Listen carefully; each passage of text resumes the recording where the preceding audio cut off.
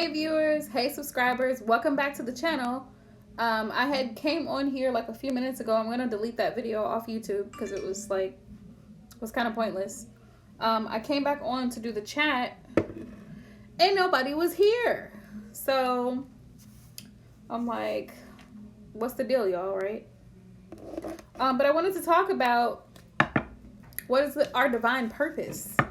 What is our divine purpose with the relationships, the close relationships that we have, in our lives? What is the message that the universe wants us to learn from those connections? Hey, whoever just popped in, hey, welcome back to the channel, right? So that's what we're going to talk about tonight. Just a general conversation. Also, I'm going to try to explain this again, talk more in depth about the karmic, because the karmics, the karmic partners are there to teach us a lesson, just like the twin flame. And sometimes, a lot of times, more than not, the twin flames usually are karmic connections. They're a connection to help us see the shadow aspect of ourselves and help us to change those things that we don't like about ourselves so that we can adapt or adopt more light attributes within our character. So that's what I kind of wanted to talk a little bit about tonight. If you join the live and you have a question, let me know. I will do my best to answer for you. But tomorrow night I will be going live to answer questions, excuse me. Let's see what's going on. Let's see what is going on.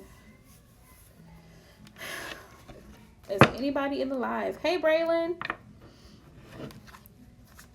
Hey.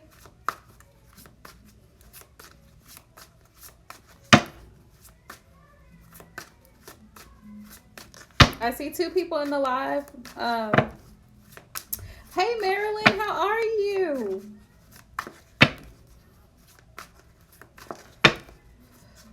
Braylon, I didn't even end up taking a nap. I ended up eating. I ended up watching Wild 'N Out. I ended up talking to my sister, and I did everything but took a nap. So when I go to bed, I'm going to bed a little bit early. Yep, I ended up washing. I had to get my rugs and stuff washed. Hey, Corrine. Yeah, I really wanted to answer your question, Corrine. Before we get started into the topic, I do need to rest. I do. The trip was wonderful, but when you travel, it really takes a toll on you physically and spiritually.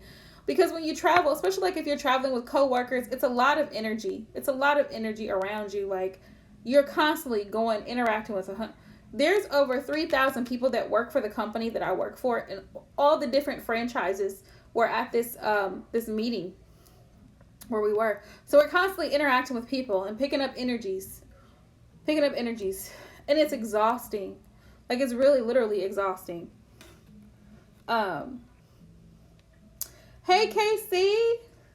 Welcome back. Look at this. Everybody's in here. I was wondering where everybody was at. I was getting worried. I was like, what in the world is going on? I wanted to talk about love, life, relationships, but I also wanted to kind of explain karmics. No, I'm not leaving. I was talking about how I needed to rest because I was telling Braylon J that I didn't take a nap. I was going to take a nap, but I didn't take a nap. So I plan on going to bed earlier tonight. But yeah, we wanted to just have an open discussion tonight, right? About love, life, relationships, and what is really our journey? What is the purpose here in life? What are the lessons that the universe wants us to know? And then what are karmic partners for? What is their purpose? See? Yep, 7 days. He rested in 7 days. He created the earth and rested on the 7th day. Nope, not leaving, Casey. But yeah, I was explaining to everybody that when you travel, you pick up so many different energies and it's exhausting. Yeah, he was tired. He was tired of doing this and that. Yeah. And if you guys want to share experiences, please feel free, because this is open. This is a live discussion. So we're talking about, the experiences that you've had generally, like when it comes to relationships and interactions with people. I feel like the foundation for any good connection, one is communication. That's one. But two, in order for you to have a successful connection with anyone, you have to love yourself first before you can pay that love forward, before you can spread that positive energy to other people. So it takes setting healthy boundaries. It takes understanding what a healthy connection is like. It takes having mutual respect. The lessons that you learn in life over time through experience. A lot of those things it's not something that can be explained to you. It's like something you actually have to go through and understand it. And I think that's the overall lesson. Yeah, definitely. Love yourself first. Exactly. There's a saying that you teach people how to treat you. My mom used to tell us that all the time. You teach people how to treat you, right? If you don't love yourself, then they're not going to love you. Just like if you don't take yourself seriously, other people are not going to take you seriously. It's kind of like your tone, right? Because your tone of voice says a lot. I actually had this class on my trip. There was someone, he's a developer, and he was talking about your tone when you make a sales call, and he's like, hi, can I speak to Adam? Is Adam there? And it's kind of like a question. It's like a question, but when you do it, you have to make it like it's more like, my name is so-and-so, and I'm calling from this and such company. May I please speak to Adam? Like, it's not really an option. It's, I need to speak to Adam. He's in. Right, exactly. Body language, voice fluctuation, facial expression, everything it plays a role. Employment specialist, Braylon J. Assistant helping people find employment within my area, in my community. But yeah, it's kind of like if you don't demand the attention or the respect, then you're not going to get it. If you question yourself, if you make it more of a question, then they're going to treat it like a question. Well, is Adam there? Well, he might be in. He might not, type of thing. So you have to take yourself seriously in order for anybody else to take yourself seriously. It's like if somebody gets on stage and they're about to perform and they're like really, really nervous, right? And you sense the nervousness, you're gonna see it, you're gonna feel it. Yeah, you're gonna feel it. So if you love what you do, whatever it is that you do, people are gonna see that. It's kind of like people can tell when you put love into food, right? When you cook and you put love into food, you can really taste the love that you put into that food. That saying, the person put their foot in it, like, it's not literal, but in a sense, it's like this person really, really put a lot of time and effort and energy. You can tell because of the way it tastes. Yes, made with love. Now, here's my comparison. Y'all are gonna laugh. But I feel like relationships are kind of like that. It's like cooking. Like, if a masculine cannot stand the heat, then get out of my kitchen. Because if you're going to come in my kitchen, be prepared to be put to work. Be prepared to come with ingredients that I need to make this dish. We're working on this dish together as a team. We both want to eat, right? So we're both coming to the kitchen with either supplies, either you're bringing the pots, the utensils, somebody's bringing the ingredients for the dish, but we're all in here together. So if you can't stand the heat, then get out of my kitchen, right? Because if you want to partake in this dish, then you're going to have to put effort and energy into this dish. Otherwise, you don't get any of this. You haven't worked for it. You see what I'm saying? It's the same way with a connection. This person hasn't earned a right to have a bite of this chicken that you made. No, they weren't a part of the process. Casey said she's suddenly hungry. Right, or they're just coming to do the bare minimum. I wiped off a counter, so I get to eat chocolate cake. No, that's not how this works. You washed a dish. Or swept the floor, and everybody else is in here slaving over the hot stove, cleaning stuff out, throwing stuff away, washing down cutting boards, washing vegetables, and they swept the floor and they rolled out. Right, but no, it's not gonna do. Right, bring something to the table. I mean, we're grateful if you pick up a bottle of wine, okay? But show us some effort here. If you can't handle that, then don't come over. Right. Don't come over here if you're not going to assist. Right. First of all, you have to be invited. You can't just come to my kitchen. You have to be invited. Right? And so then it's up to us to decide who's allowed to come into that kitchen. Are you just letting anybody come in there? People who don't wash their hands, they go to the bathroom, they don't wash their hands, they're coughing and sneezing all over the place. You're not going to want them in your kitchen?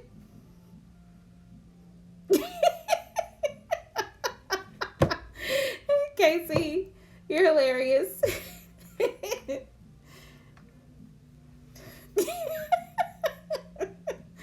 Look, all I ask is that you bring something, okay? Bring something. Bring some napkins. Bring some drinks. Bring a bag of ice.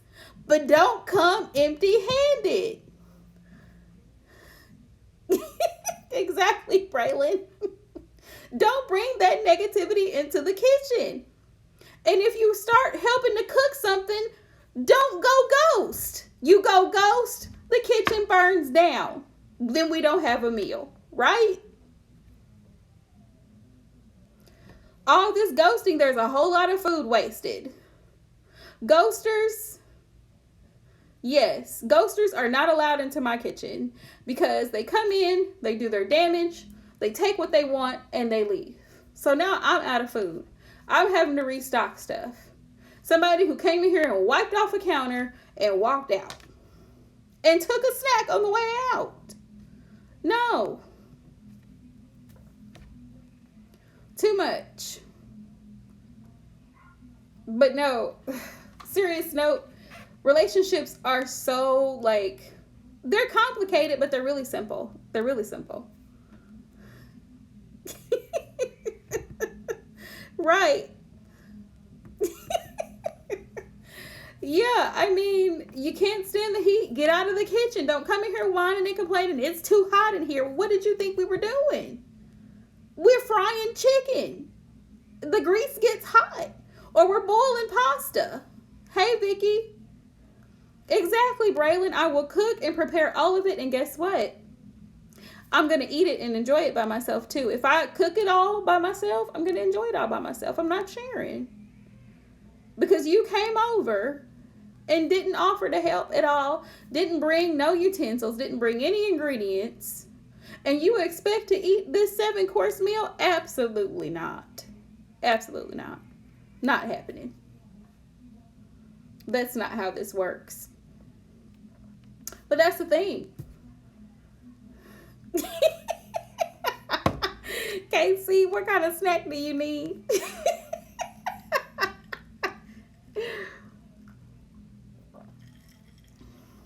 Okay, we're not gonna talk about it no more, Casey. Oh my goodness. But yeah, I mean, I feel like relationships are in comparison, you know. It's gonna get hot in there sometimes. Sometimes you're gonna need to cool off. You're gonna need to open the window, open the back door, something to let the air come in and circulate. Pasta, yes, lasagna, but you smell it. You smell it, you know. It takes work, it takes time, it takes dedication. You can't go ghost in the middle of cheesecake. Otherwise, the cheesecake's not going to it's not going to be baked. You decide to put the eggs and the sugar in there and then you walk out. Where's the cream cheese? Whew. Braylon J. Honestly, I don't think people should date until they're at least 21. That's just my opinion. I don't. Simply because I feel like, well, really more like, well, yeah, 21. Usually by that age, I feel like you've grown up enough to start to understand what the possibilities are of a connection. That's just my personal opinion. I know everybody's view is different. But I don't think you really, I think you have so much more time. I would say even latest 25 before you start dating, because it gives you so much time to focus on you. And you're able to go accomplish your goals. You're able to go to school. You're able to do all the things that you want to do.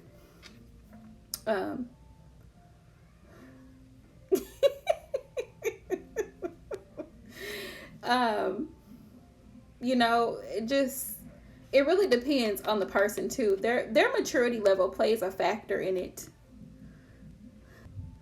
Right. Yeah. Communication is one and respect is two. And when I say respect, I mean self-respect and respect for for your spouse or partner, significant other. Right? Because I think so too. I think so too, Braylon.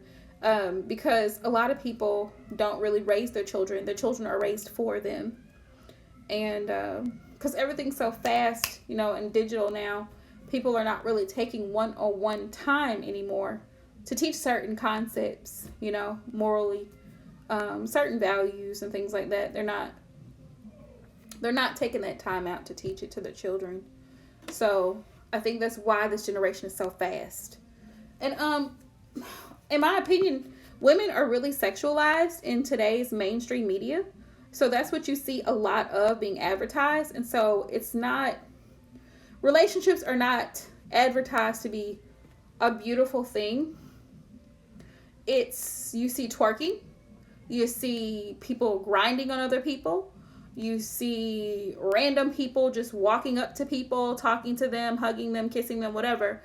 All types of inappropriate behavior are being constantly displayed in front of children, from music videos to YouTube videos to whatever, as normal. Like, this is normal. So people don't teach the importance of communication. They don't teach the importance of respect, or teach the importance of just simple things like manners, like just general manners.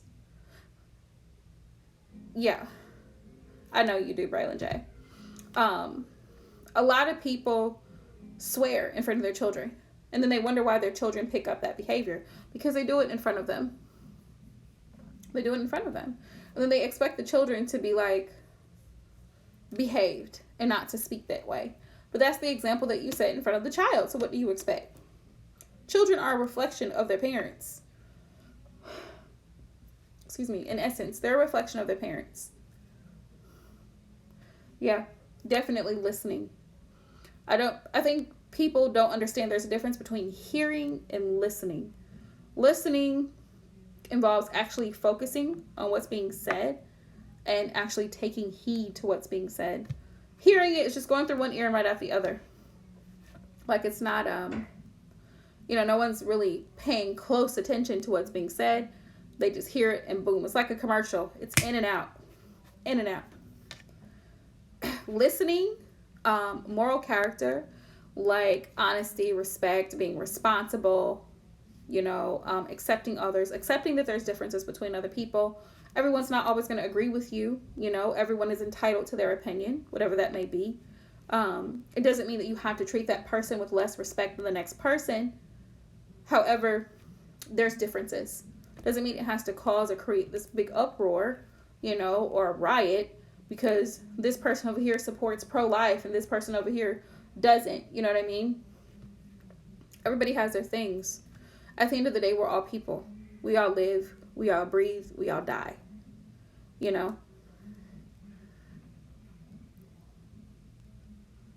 Mm-hmm.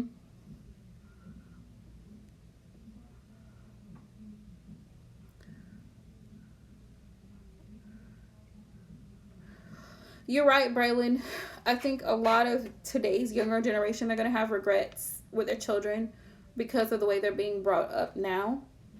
Um, it's just everything's digital. You know what I mean? Like, you don't even have it's like online dating, which is really, really scary, right? People don't even meet people in person anymore. Well, just like children are not entertained. They're not, like, you don't take them. Like, I remember going to the park when I was a little girl. Like, we went to the park all the time. We were outside. We rode our bikes. We played hopscotch. We jumped rope. So many, like, activities where we had to interact with other children our age allowed us to be children. Exactly, Casey. It allowed us to be children. But now, with today's younger generation, they're becoming more, they're acting out in more adult ways because they're being exposed to adult things due to technology. No one's allowing their children to just go outside and be children because nobody wants to go outside and actually keep an eye on those children either.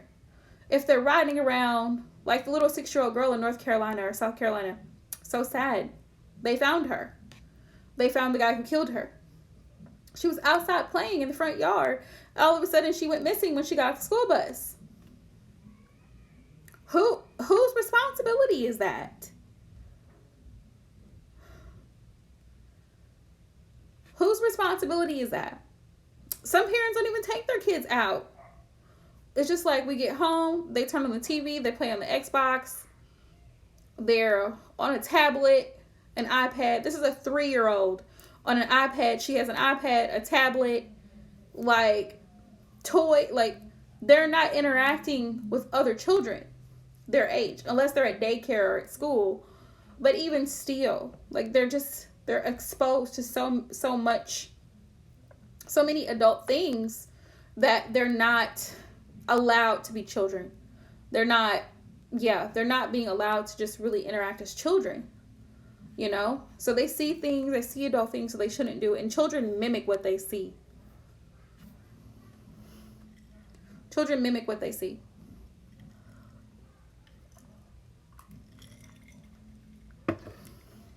So then they wonder why. They wonder why you have a 12-year-old killing a 7-year-old because he saw it. He saw it on a YouTube video. He saw it in his Xbox game. Right, exactly, Casey. Everybody's on their phones. It's so funny you said that. Because we went to a restaurant. Yeah. And, of course, everybody takes their phones with them. And that's the first thing I noticed with all of my coworkers. Everybody was texting on their phones. And it was just so weird because I'm like, you know, everybody's looking at the next person like, well, what did you order? What are you going to order? What did you see on the menu, right? But everybody's like this. And they're looking, or they're scrolling. Right. You know? It's like, so then everybody decided, we all made a truce. We're not going to look at our phone. For the duration of eating, we're not going to look at our phone, right? So then we discovered that some people don't like chicken, other people don't like seafood. Like, when we started to talk amongst ourselves, we started learning things about each other that we didn't know. Some like to drink more than others. But, you know, you actually get to know somebody when you put the technology down and have a face-to-face conversation. Oh my gosh. Ooh, Braylon. Yeah, that's a lot. That's a lot. And they're so young. They're so young. So young. Yeah, take your time to learn about somebody. Like, I like face-to-face, one-on-one conversations. Unfortunately, that's not always feasible, right? So if I'm dating someone, I want to see this person or I want to hear this person. But some guys, they only respond to text. And I'm like, really? Texting doesn't tell me how you feel about something. I can't hear it in your voice, right? I can't see it in your face. I'll FaceTime you if I can't actually just go and meet you in person, because I can actually see your face. I can hear your tone of voice, and I can actually feel how you're feeling, right? I'd rather meet in person, which is why I say set a boundary. Like, we need to have there needs to be a set time. There needs to be a point in time where we actually meet in person, because I'm not going to take this any further if we cannot meet in person, because I need to see you in person. I need to know what you're about. Same thing with setting a date. I need to know that at any given time that I need your undivided attention. I'm going to have your undivided attention. That you're capable of setting aside time for me by saying, let's set a dinner date, or let's set a movie date, or let's, go out to the park, or whatever. Hey, Eleni. How are you? Welcome back, dear. It's good to see you.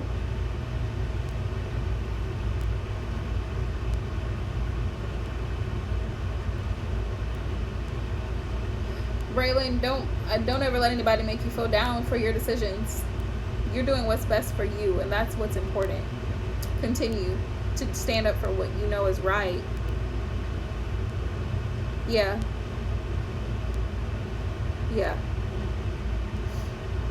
Take your time.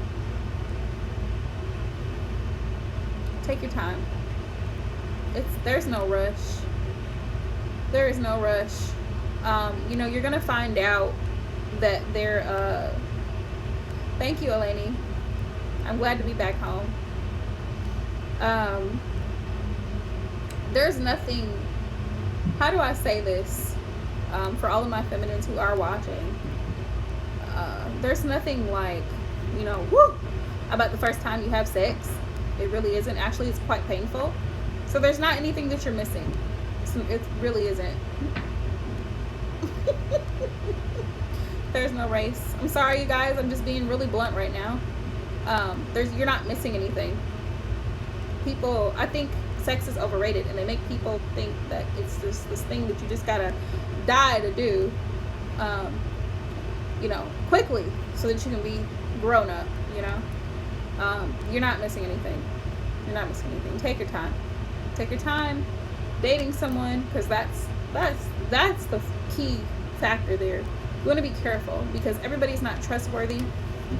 Everybody is not deserving to be a part of your to be in your energy, because when you connect physically, you take on the other person's energy as well. So that person, you really want to get to know that person. You really want to get to know if this person is a player, if this person is if they're safe, you know what I mean? Like, if they're a person that's around with everybody, you want to know that person.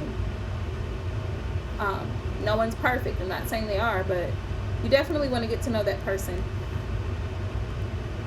Exactly, Casey. Exactly. My mom always says dogs can hump. Yep, that's what she says. Dogs can hump.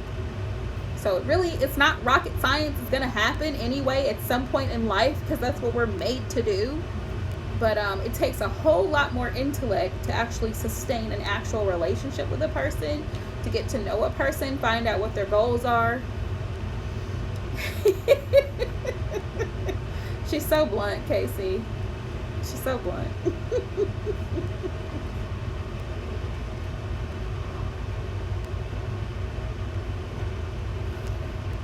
Everybody's not even worth your time and energy anyway. They're just not. You'll come to find that out really fast.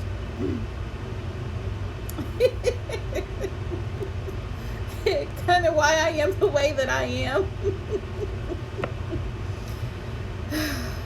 Yeah. That's my mom. Just so, to the point. So to the point. Just,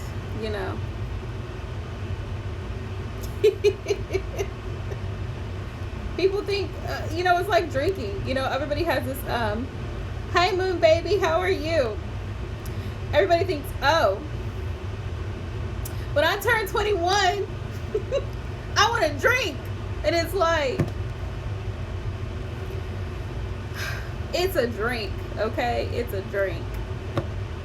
Moon baby, actually, we are just having a live discussion.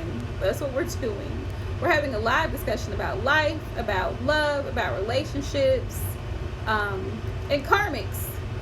What do you think a karmic is? What is a karmic to you? What does that mean to you? A karmic partner. What does that mean to you? What does that mean? I'm posing that question to everybody. What is a karmic? What do you think a karmic is? Now I'll tell y'all what I think karmic is.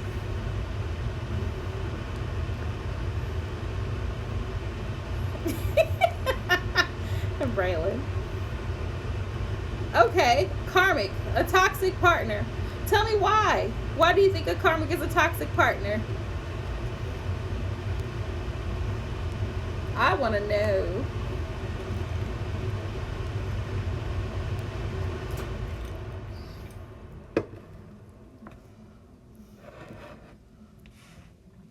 So a karmic can't have, so are y'all saying that you think like a karmic can't have a good purpose in your life?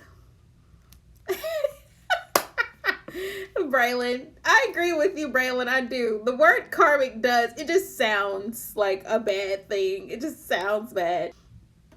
But do you think that a karmic can't have a good connotation?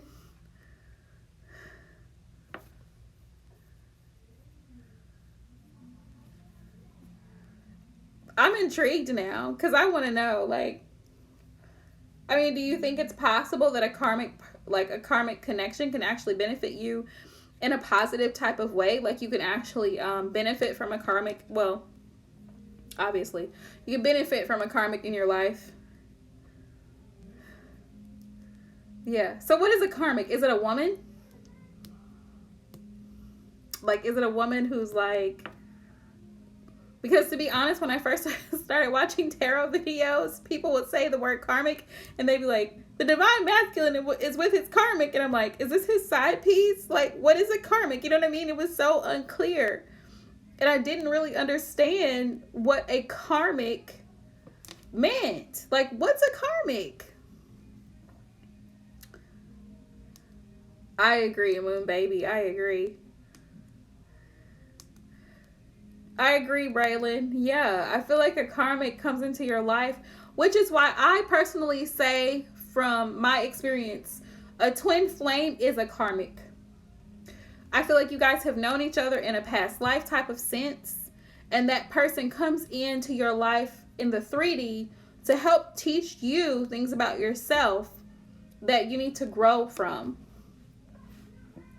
to help you love yourself better, to help you set those healthy boundaries, to help you identify a toxic relationship. Casey, I never thought of it in that way. I never thought of it that way. That's a good point. It's karma. And karma, from what I believe and understand, let me know if maybe I'm misunderstanding, but karma can be good or bad. There's good karma and there's bad karma, from what I understand. Eleni, I agree.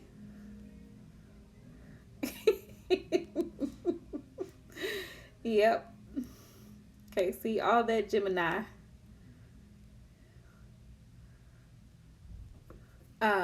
So honestly, a karmic, yeah, a karmic can be good or bad. Because I've heard people say that they've met their soulmate. Check this out. They've met their soulmate, right? Who's also a twin. They've connected and they live happily ever after, right? Some people, okay. But typically it doesn't work out that way. They usually meet the twin. The twin goes nuts and they separate. It's typically how it goes. The twin acts crazy. They have to learn a lesson. They have to separate or break up because the twin's not awakened yet. This person, honestly, they're not awakened yet either. So they're learning whatever their karmic lesson is on this earth, whatever that lesson is, whether it be to stop being codependent or, seeking validation from an outside source, or self-love, whatever their lesson is, right? This twin flame comes in. It's a flame, like I said. A flame is on and you blow it out, okay? They're in and out just like a flame. So the twin comes in. They're the karmic partner, right? They're the karmic lesson. Until you learn this karmic lesson about yourself, whatever, or that twin is having to be awakened by interacting with you, they're actually going to see the things in you that they lack, and they're going to have to work it out.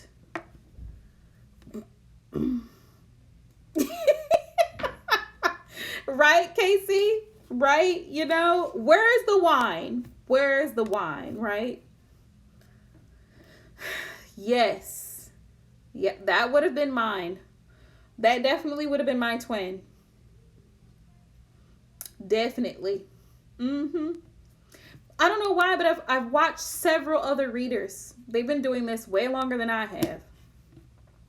And they'll say, oh, the divine masculine is with his karmic, and him and the karmic are going through this, and they're fighting, and he can't this, that, and the other. Which I see it. I see it. You know, the karmic is not the person's soulmate, per se. You know, the person that they're destined to be with, their life person, partner.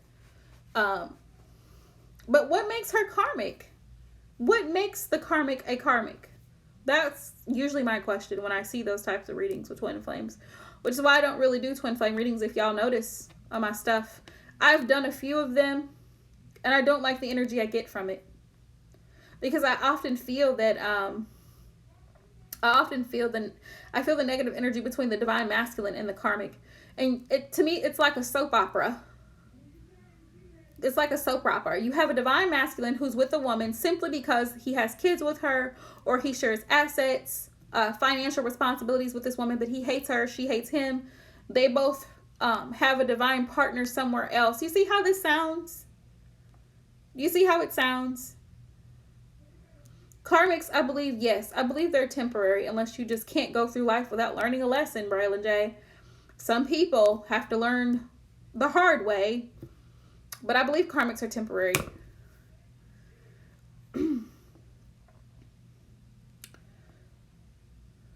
Not necessarily. Okay.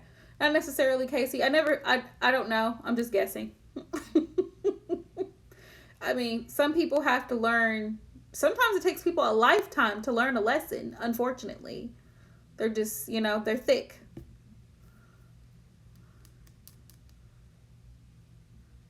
Right, Eleni. And that's the thing. It sounds like a big freaking circus to me. And I hate doing those types of readings. But you know how many readers get a lot of views on that crap? Like, she wants to know, how does the karmic feel about this connection? Or how is the divine masculine thinking about his divine feminine while he's with his karmic? Right, Braylon. Right. I swear. I had to tell somebody that tonight. I said, just leave all the masculines alone. Throw them all away.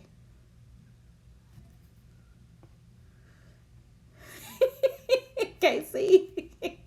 Several lives. We're cats now, Casey. Are we cats? Are we kitties?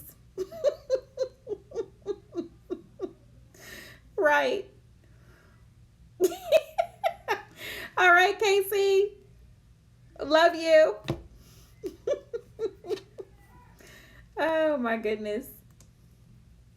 For some people though, it does take them a good long time. I believe it.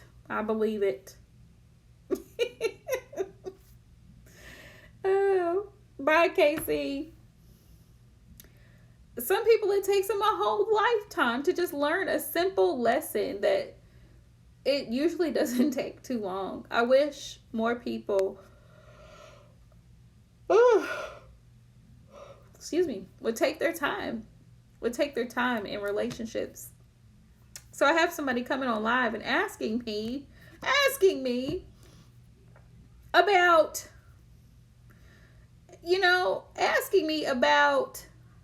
connecting with someone who's married. And I'm saying to this person, Exactly, Braylon J. That's the whole point of the matter. Love yourself first. Love yourself first, so then you can spread that love out to other people, right? Paying it forward. But I'm saying to myself, so if it were me, would I be dealing with someone who's married? Absolutely not. Zero. We're not talking. Soon as I found out that bit of information, right? Tell me if I'm wrong, feminines. If you're dating someone and you find out this person is involved, right? They have a baby mama, a girlfriend, a wife. Tell me why would you still be trying to hold on to this masculine? Just saying. Exactly, Braylon. Hey, Maricela.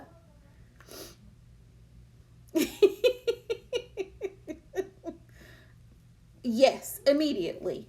Leave the premises immediately. Soon as you find out those 3 types of scenarios, wife, especially ding, ding, ding, red flag, wife, baby mama, ding, ding, ding, another red flag, right? Girlfriend, ding, ding, ding, side piece, whatever you want to call her. As soon as you find out any of those 3 things, it's time for immediate evacuation. Leave the scene. Flee the scene. Because masculines will come up with every lie, every excuse, every reason to keep entertaining the connection that you have with him. Because masculines live for self-gratification. Let's be real about it. They're not really concerned about the aftermath. They just care about here and now. So whatever makes them feel good for that time being. Yes, Maricela. We're talking about love, life, relationships, and karmics. I had someone asking about someone who's married. Why? If it were me and I found out that someone was married, I'm not dealing with it. Unless you could give me a reasonable explanation. Like, I can actually see for myself that you two are literally physically separated. And there's a divorce certificate. There's divorce paperwork in process. Give me an attorney name. Okay? But I'm not entertaining you while you're still legally connected to someone else and still living in the same home with someone else with children. It just doesn't make sense. It doesn't make sense. Now, granted, because men do what they do, you could have met him somewhere, totally unsuspecting, being the innocent empress that you are, not knowing that Mr. Adrian, let's just call him Adrian, was married with 4 kids. Because he's not going to tell you that if he meets you at the club, you guys are having a drink at the bar. He's not going to tell you that, or you run into each other somewhere in the parking lot. Just, what are the odds of that? Right? You guys have a good conversation. You see him again. Maybe you see him at the gym. You met him at the gym. Adrian's not going to tell you that he's married with 4 kids right away. But as soon as he does, we're not going to entertain that. Right, Braylon, right. Some people don't have a conscience. It's the same reason that people can commit horrible crimes, and not feel anything about it. They have no conscience. There are people like that, and those are karmics, okay? They're beyond karmics. And you don't want that energy. As soon as you find out about it, get out of there. Yeah, I wouldn't be able to, because I have moral standards, and there's just certain things I'm not going to do. And there's certain things I'm not going to tolerate, and that's one of them. As soon as you tell me, oh, I'm married and I have 4 children. Okay, great. Nice talking to you. Block, delete. There's nothing else to talk about. There's nothing else to talk about. I don't care. You know? What can that masculine do for you when he's got a whole entire family unit elsewhere? What sense does that make? But people will email me and ask me this type of question and say, well, what's going to happen between us? What's going to happen is his wife's going to find out and probably come for your ass. That's probably what's going to happen. You might want to try to stay safe and leave him alone. Just saying. Just saying. That's not a good situation. I mean, it's the same way with a guy. Like, if he finds out that the woman he's with is seeing another guy, jealousy can be a very strong emotion. People have killed out of jealousy. They have. One thing we'll never do, I will never fight over a man. Ever, ever, ever, ever, ever. There's too many of them. Please take him, have him. Whatever is going on, y'all can keep it over there. I don't want it.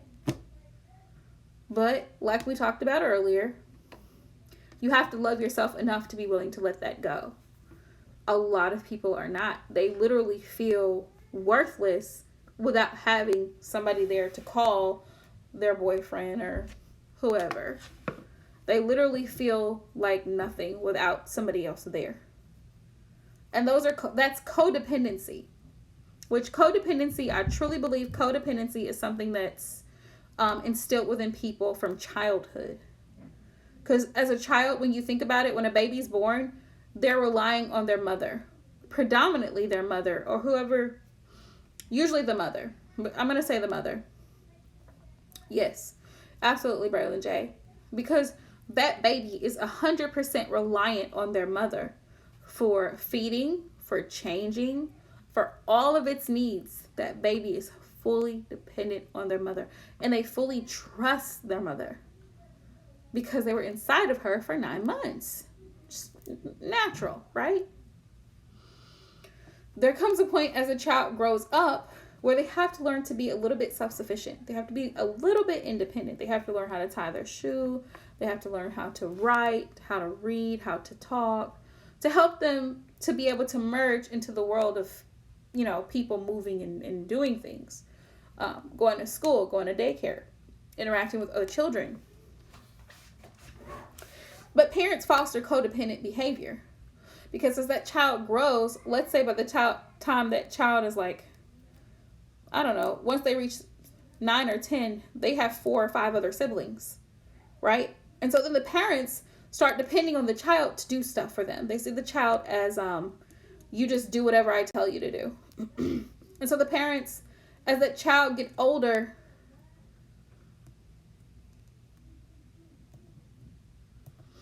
I don't know, Braylon J. I don't know. It's not a bad thing, but people can take it the wrong way. People can take it the wrong way. Being single and independent, there's nothing wrong with that, in my opinion. I think the problem that a lot of men in particular would say is where you have certain women who say that they don't need a man. And to be honest, you don't need anyone. You don't need another person for your survival, for your basic needs. You know what I mean? But I think male misogynists, they can take it literal and they feel like, oh, well, they don't need a man. And I hear the common stereotype, particularly with black women, because a lot of black women have this attitude that they don't need a man. I don't need a man to tell me nothing. I don't need him to do this. I don't need him to do that. But it's really not, how can I put it? Like, it's not, no one said that you need him, right? But it is important to have a healthy relationship with a man, any man that you're going to be with, right? That's important, to have a healthy connection, because 2 is always better than 1. If you can work together as a team to accomplish a common goal, then that's always better, because you save time, you save money, you can build something together, something solid, something stable, and everybody in that family unit benefits because you have a 401k, you have an IRA, you have a savings account, you have things set aside for your children as they grow, you have a college fund for them, right? You have a retirement, you have pension. When you two put your assets together, if something happens, the other person is there to help pull you through. That's what a marriage, a healthy marriage is about. It's a team. It's a team. It's like, it runs like a business. It's a team. You both put assets together and you both contribute to this business equally, right? But a lot of, especially African American women, have been programmed to think that being single and independent means that they don't need a man. Like, men are just trash. And that's not the case at all. Men are very important. You know, they're very important. They're like gold at this point. Men are being shot and killed constantly. Way more than women are. Men are gold. It's the right kind of man that you're bringing into your life. That's where the problem lies. What kind of men are you attracting into your life? That's a whole other issue. Right? Because when we talk about manifestation, we talk about, you know, are you attracting karmics? Are you attracting healthy, awakened people into your energy? Well, you're manifesting. What are you manifesting? Because whatever you project is what you receive, right? Exactly. Because that's the, Braylon, that's the exact attitude that they put out. Bitter, stuck up, mad, because maybe they have had a bad experience. Maybe they did have a few bad boyfriends in the past, or a bad marriage that went sour, went south. And so they take that out collectively on all men in general and say, I don't need a man. Yeah, it's stereotype. That's exactly what it is. It's a stereotype. Just like if a black woman expresses her emotion, a lot of times people, especially white people, will say, oh, she's just angry. She's just angry. But she's not angry. Black people in general, we're very expressive about how we feel about something. We're passionate about it. Our octaves get higher, our voice fluctuation gets higher. We're already more expressive anyway, just like Hispanics, just like people, from, or, Asian background or ethnicity. We're more expressionate with how we feel about things. And they'll automatically label you as being angry or bitter. And that's not that's not what's going on. You're just trying to clearly explain how you feel about something and you're passionate about it. Exactly.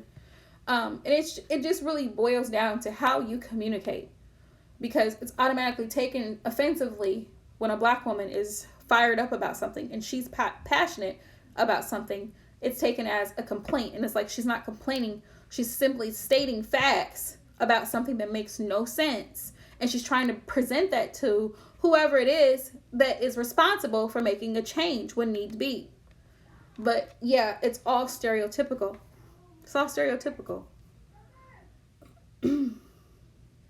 Or the stereotype is you can't tell a black woman anything because she's going to get pissed and she's going to start acting ratchet, or she's going to be loud and obnoxious. And that doesn't fit every black woman. Every black woman doesn't behave that way.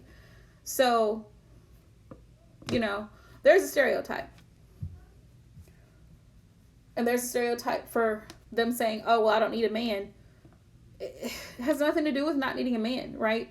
Being independent as an individual, as a person, is about being self-sufficient, being able to take care of your needs by yourself and not relying on another individual. Be that man, woman, or child. You have to be able to sustain things on your own. Right. That's important, Braylon. And honestly, I really, truly believe that if you learn, if you have an extended vocabulary, you're able to clearly express how you feel about something without yelling, without screaming, without being vulgar.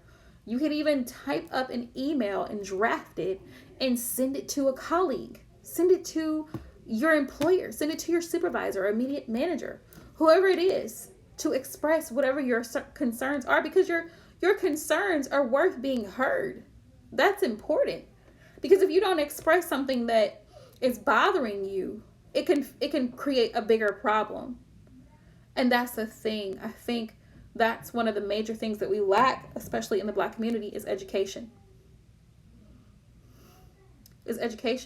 Educating our youth, educating our children, especially our young women, on how to properly communicate, so that you're not looking like the angry, bitter Black woman, right? So you're not looking like you're always ready to fight and aggressive, acting like a dude, because you don't know how to properly communicate what it is you're feeling, or express it in a positive, more reserved way using your vocabulary versus screaming, hollering, yelling, that type of expression, that form of expression.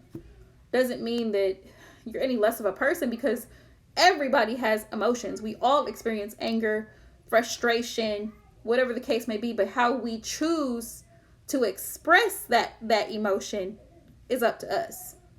Usually has a lot to do, again, with how we were brought up. What do you see? Do you see people fighting things out? Yelling, screaming, cursing people out? I mean, you're only going to respond in the way that you see. Yeah. You're only going to respond in the way that you were trained to respond as a child. What did you witness? How were those situations handled? Was it with vulgarity? Was it yelling, throwing things across the room, threatening people? This is why Black people get a bad stereotype, a bad reputation based on the actions of a few.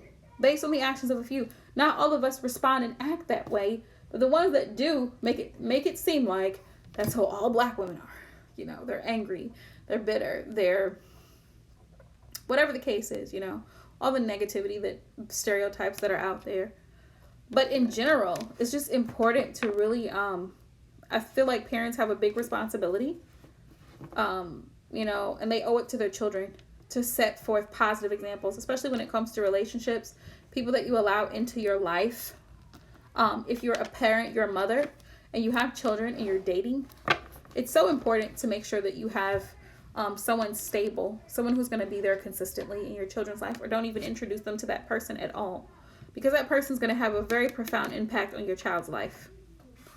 Parents have a huge responsibility to make sure that they offer their children the best care that they possibly can. And that's not just physically, right? Physically providing for children, making sure that the material needs are met, beds, clothes, food, toys, all that stuff. But even in a psychological aspect and emotionally for your children, because children have emotions too, and they have to be catered to.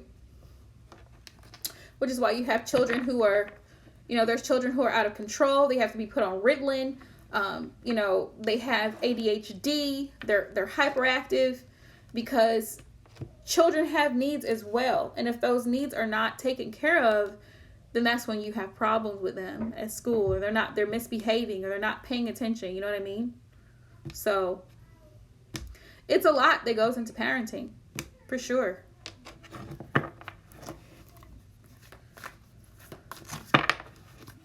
For sure.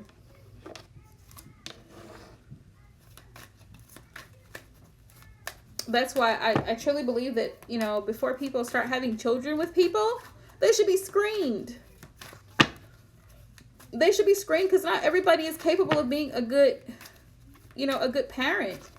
Everybody's not. Like, there are people who should not have kids. You might be, Braylon. Yeah, we had like 5 people, and it went down to like 2. I guess because I'm not reading right now. But I did state that I wasn't gonna. It was just a live open chat, but that's okay. We had a good chat, right? We had a good chat. I think we did. Perfect, Braylon J. Perfect idea. I do not blame you. Because, but here's the thing, though. Just keep this in mind, Braylon.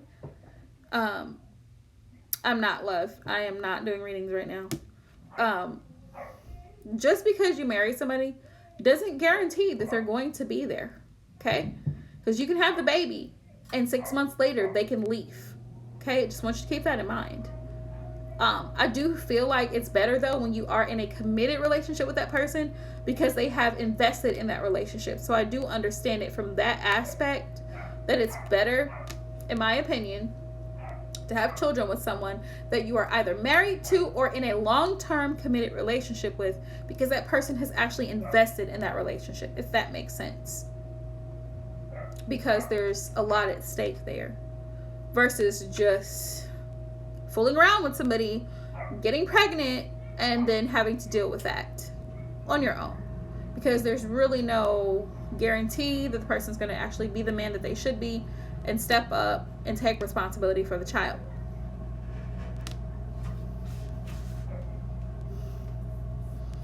It is complicated. It is complicated. People can change. Let's say, Braylon, you get married when you're 25. You decide to have a baby, right? By the time you're 28, that person says, you know what? This isn't working out. I don't want to be in this relationship with you, Braylon. And you have a 5-year-old, right? Or a 3-year-old. Now you're stuck taking care of the 3-year-old by yourself because your husband decided that he no longer wants to be in this relationship anymore. He doesn't want this marriage anymore. He's changed. You've changed. Whatever his reason or excuse is for opting out of this commitment, but you can't force him to stay. You know what I mean? That's the thing. Like, you cannot force someone to take responsibility. That's, you know, that's the catch-22. So things, yes, are just complicated.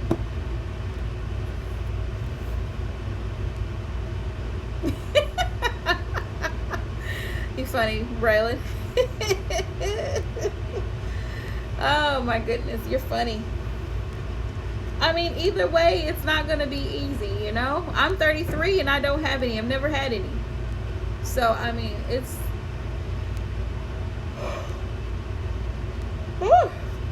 It's a hit and miss type of situation. You're not guaranteed anything in this life. You're not guaranteed. You just have to do what works best for you, you know? And learn how to roll with the punches. Because life is full of disappointments. You are going to be hella disappointed so many times in your life. And you're just going to have to learn to live with it, suck it up, and keep moving.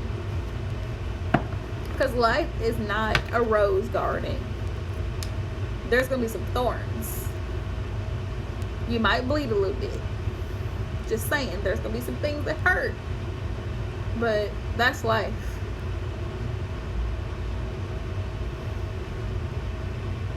But anywho, Braylon Boo, I'm glad that we were here. I'm glad that you joined live chat. I think the next chat we have, we're going to talk about narcissism, how to overcome the narc, right? A plan of action, developing a plan of action and a strategy to deal with narcissists, because they're so common and so many people have had to deal with it. I want to talk about it, okay? I want to talk about how you recover from it. What are the techniques people use? And how do you identify? When am I going to do oracle cards? Actually, I do oracle cards, Braylon. The romance angels are actually oracle cards. The lovers cards are oracle cards. I want to do other oracle cards, but I'll probably incorporate those in my videos, not so much my live chats. In the live, I usually just do tarot, but I may start incorporating my oracle cards more so into the horoscope videos tomorrow. Well, let's take a look. Spirit. Let's see.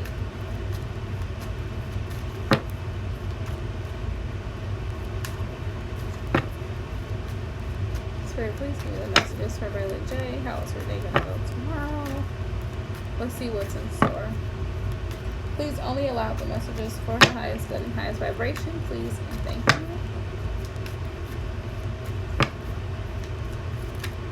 Whoa, okay. Alright. Ace of Wands, a new opportunity. Some type of new opportunity. After a lot of thinking about it, a new opportunity for something. Some type of growth. Ace of Wands energy here.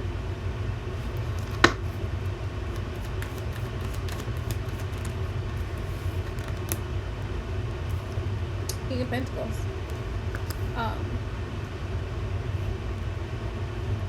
You may have someone coming towards you, Braylon J. Or you may just be saving money. Look how he's holding this treasure chest. Like, he's got goodies in there and he's not letting them go. You may be trying to save some money, Braylon. I feel like Or somebody may be wanting to give to you, because the King of Pentacles is also very giving. They also like to give. Yeah. Happiness, overall happiness tomorrow. 10 of Cups. Love that energy. Always beautiful. Beautiful. Yeah, but you're going to be in deep thought about something. A new opportunity. Yeah. We got a Knight of Swords. Knight of Swords. About speed and ambition. There's something that you're going to want to do.